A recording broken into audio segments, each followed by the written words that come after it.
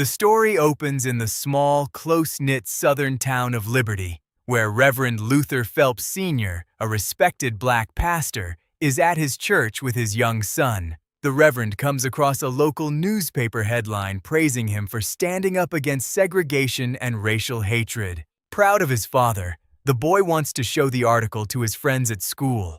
Soon after, a vicious group of men abducts Reverend Phelps, hurls Molotov cocktails, and sets his church ablaze.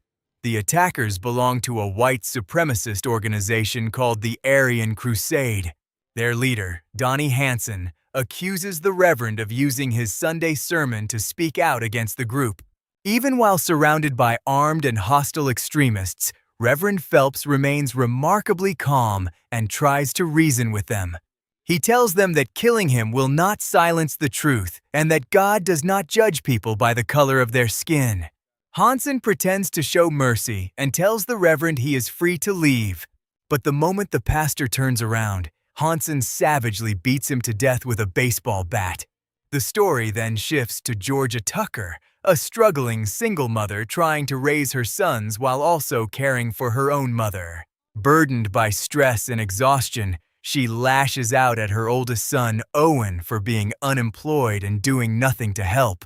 Owen snaps back, saying he has no intention of wasting his life flipping burgers. Furious, he storms out on his bicycle and heads straight to the supremacist group.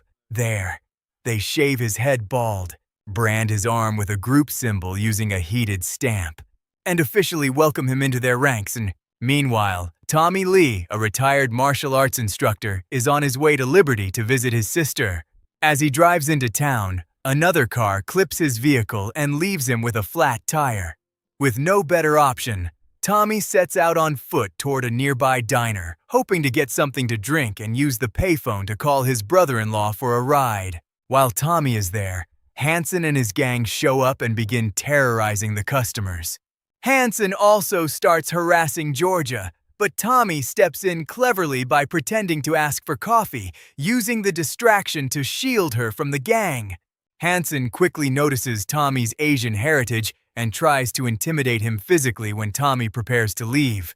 After Tommy politely introduces himself, Hansen responds with a thinly disguised racist remark, mocking Tommy's name by comparing it to Confederate General Robert E. Lee. Tommy stays completely calm, refuses to rise to the provocation, and quietly excuses himself from the diner. As Tommy leaves the diner, he realizes that the car which sideswiped him belongs to Hansen and his men.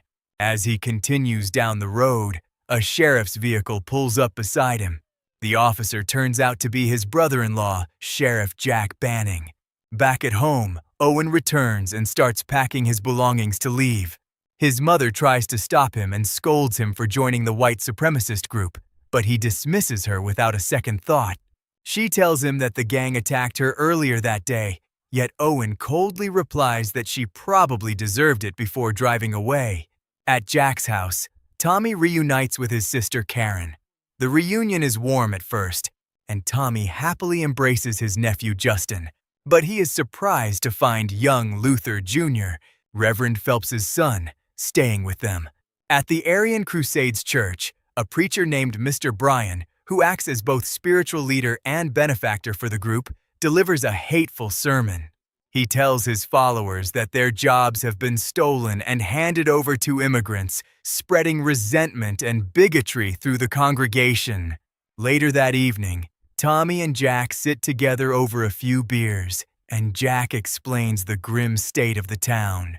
He tells Tommy that Luther Jr. is staying with him because Reverend Phelps has mysteriously disappeared.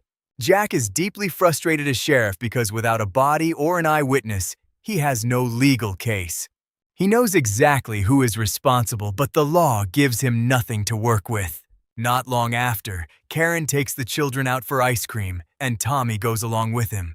After they get their treats, Karen and the kids return to the car while Tommy stays behind inside the store to buy a few more things. Without warning, a group of masked skinheads connected to Hansen's neo-Nazi gang surrounds the car. They begin smashing the windows and screaming racial slurs, demanding that the family leave town. As Tommy comes out of the store, he immediately sees what is happening. He calmly tells the attackers to leave and makes it clear that he wants no trouble, but Hansen's men surround him instead. In seconds, Tommy drops them with brutal ease and astonishing skill. A short time later, Sheriff Banning arrives and finds his family badly shaken. He questions several witnesses, but no one is willing to speak. Since the attackers were masked, he cannot legally identify them, which means he has no grounds to make any arrests. The following day, Justin asks his mother to speak to Tommy and see if he will teach him how to defend himself. Tommy refuses, saying that he no longer teaches martial arts. Later, Tommy volunteers as the clown for a dunk tank at a community fair to help Karen and her friend, a school teacher named Margot Preston. During the event, Margot notices Owen and his friends handing out supremacist flyers to children. She tells them to stop, but one of the thugs responds by slapping her. Tommy immediately jumps out of the dunk tank and confronts them. Even while dressed in an awkward clown costume with oversized shoes, he effortlessly beats them down using his martial arts skills. When Owen pulls a knife, Tommy disarms him and hurls the blade so close to Owen's head that it leaves no doubt how easily he could have done worse. The gang threatens Tommy before running off. Instead of thanking him, Margot is angry that he resorted to violence at all, insisting that she is capable of defending herself. That night, everyone enjoys the fair's festivities, including barbecue and fireworks. Later, Margot apologizes to Tommy for how she reacted earlier. Tommy teases her a little, and the two begin to connect. But outside the Banning home, a group of masked men plants a burning wooden cross on the lawn as a warning for the family to leave town. Sheriff Banning comes outside with a gun and points it at them, then begins counting to 3, warning that he will shoot. Before he reaches the end, the men back off and leave. Later on, Tommy and Margot find Luther Jr. sitting alone on a school bus. The boy says he thinks he has seen the men who burned the cross before and wonders why they hate him. Tommy gently tells him that they do not hate him specifically, but rather anyone who is different from them. He tries to explain that hate should not be answered with more hate, but the boy cuts him off by asking how Tommy would feel if they had killed his father, then breaks down in tears. The next day, the town gathers at City Hall for a hearing to decide whether a parcel of land should be sold to Mr. Bryan, who intends to turn the Aryan Crusade's temporary headquarters into a permanent base. At first, it seems as though no one is willing to oppose the proposal. Then, at the last moment, Margot stands up and speaks out. She warns that the town would be helping to build a monument to hatred, and her words begin to sway the room. One by one, the townspeople start backing her, and the council ultimately rejects the sale. The mayor announces that the land will not be sold, and the people celebrate the decision. Outside, Hansen and his gang are furious over the outcome and try to go after Tommy, but Sheriff Banning steps in before things can escalate further. Jack still wants to handle the situation through legal means, but Tommy already understands that the supremacists have no respect for the law. Later, Tommy and Margot go on a date by the lake. During their time together, Margot asks why he stopped teaching martial arts. Tommy finally opens up and reveals that he once killed a man after that man murdered his friend. When the killer came after him, Tommy says he had no choice but to fight back and kill him. Even so, he has never forgiven himself because what happened went against everything he believed in. Margot tells him he needs to stop blaming himself, especially if he truly had no other choice. She reminds him that now he does have a choice to protect the people he loves and not let anyone hurt them. Later, Tommy secretly heads to the GN's headquarters to spy on them. What he finds is far more dangerous than expected. The men are not just a hateful street gang anymore. They are undergoing tactical training and stockpiling military weapons, including a devastating minigun. They have grown into a full paramilitary threat.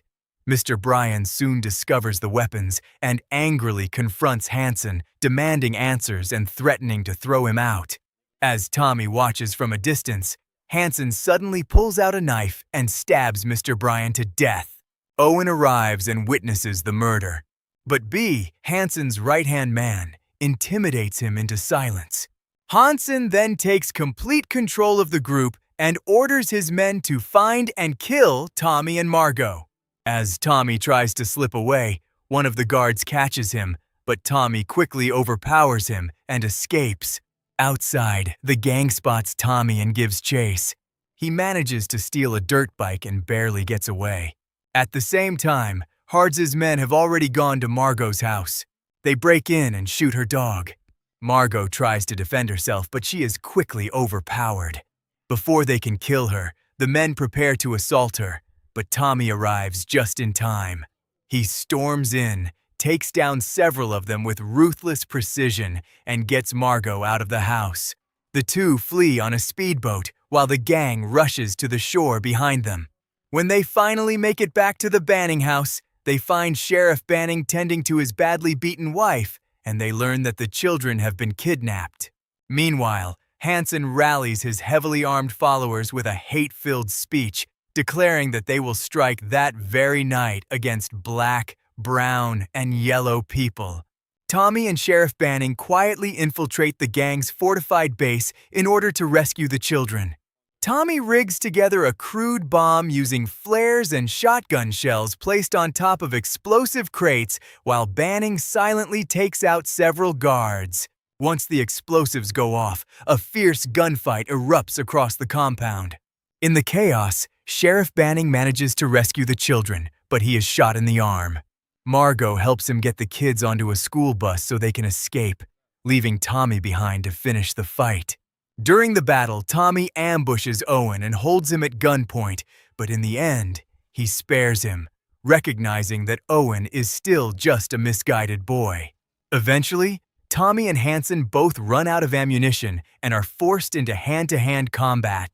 The two men clash fiercely, but Tommy's superior martial arts skill quickly becomes obvious. He defeats Hansen in front of the gang, leaving the white supremacist leader humiliated before his own followers. Even then, Tommy refuses to kill him, realizing that more bloodshed would only help spread Hansen's message of hate.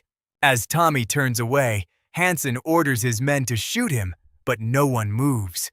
Desperate, Hansen picks up a rifle and aims it at Tommy. Before he can fire, Owen shoots Hansen from behind, killing him. With their leader dead and no longer willing to continue the violence, Owen throws down his weapon and the others follow his lead. With the gang finally broken, peace slowly returns to the town of Liberty.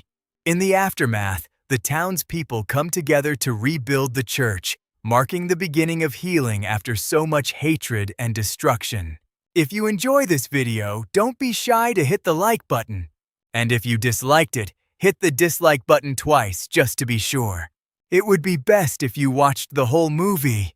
Thank you very much for watching. Please subscribe for more videos like